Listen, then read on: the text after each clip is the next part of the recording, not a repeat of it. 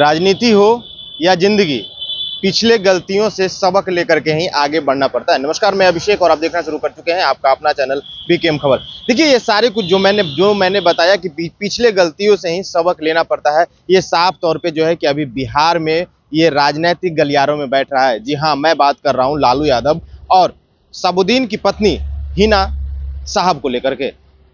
लोकसभा चुनाव चल रहा था, उसमें जो है कि हिना साहब को राजद की तरफ से टिकट नहीं मिला था। उसके बाद से जो है कि राजद के खिलाफ जो है कि हिना साहब बिल्कुल जो है कि उतर गई और हिना साहब राजद के खिलाफ जो है कि निर्दलीय चुनाव भी लड़ी। चुनाव लड़ने के बाद कुछ ऐसा हुआ कि राजद को हिना साहब सिवान लोकसभा सीट से चुनाव लड़ रही थी, लेकिन उसके इर्द गिर्द जितने भी लोकसभा सीट थे वहाँ पे राजद और कांग्रेस के उम्मीदवार बैठे हुए थे, लेकिन उन लोगों को भी हाथ कुछ भी नहीं लगा। क्योंकि अब हिना साहब जो है कि मैं आपको बता दूं कि राजद जो लालू यादव की जो समीकरण है, जो राजनीति करने की समीकरण है, वो एम बाई की समीकरण होती है। ये मुस्लिम और यादवों पे ज़्यादा पकड़ बनाए हुए हैं। लेकिन हुआ यूं कि साबुद्दीन के मर जाने के बाद जो है कि उसके बाद से हिना साहब राजद के थ्रू जो है कि अपनी औहदा और पार्टी की औहदा को बढ़ाना चाहती थी, लेकिन राजद को ये गवार नहीं गुजरा। उसके बाद से जो है कि राजद और हिना साहब के बीच जो है कि अनबन चलने लगा। उसके बाद से जो है कि लोकसभा में जो है कि हिना साहब बिल्कुल जो है कि निर्दलीय से राजद के खिलाफ चुनाव भी लड़ी।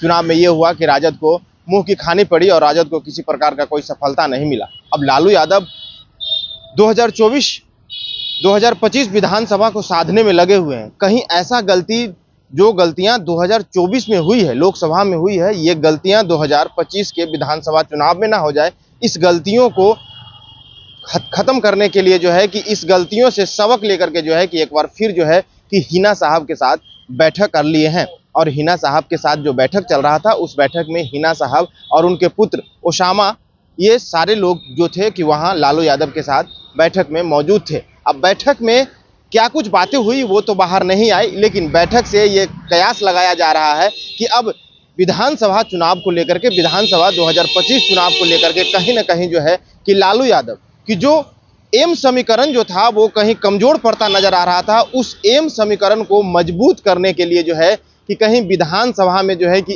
एम समीकरण के खिलाफ ना हो जाए, उस एम समीकरण को लेकर के जो है कि अब लालू यादव काफ़ी चिंतित हो गए हैं और उसके प्रति सजग भी हो गए हैं। और उस एम समीकरण को मजबूत करने के लिए जो है कि अब हिना साहब के साथ बैठक भी हुआ है। अब देखना ये होगा कि क्या हिना साहब के साथ बैठक करने के बाद जो है कि लालू यादव क्या हिना साहब को फिर से राजद में एकजुट कर पाएंगे, या क्या फिर से जो है कि राजद और हिना साहब की जो दोस्ती थी वो दोस्ती चल पाएगी, और चलने के बाद जो है कि क्या बिहार विधानसभा 2025 जो है कि क्या वो फतह कर पाएंगे। इन्हीं सब बात है और इन्हीं सब बातों को लेकर के जो है कि ऐसा कयास लगाया जा रहा है कि लालू यादव और हिना साहब की बैठक हुई है। अब देखना यह है कि क्या सच में हिना साहब राजद के साथ आएंगी या कुछ और है। फिलहाल के लिए इतना ही। आप क्या सोचते हैं, अपनी प्रतिक्रिया कमेंट बॉक्स में जरूर दें। बने रहें बीकेएम खबर के साथ। जय हिंद, जय बिहार।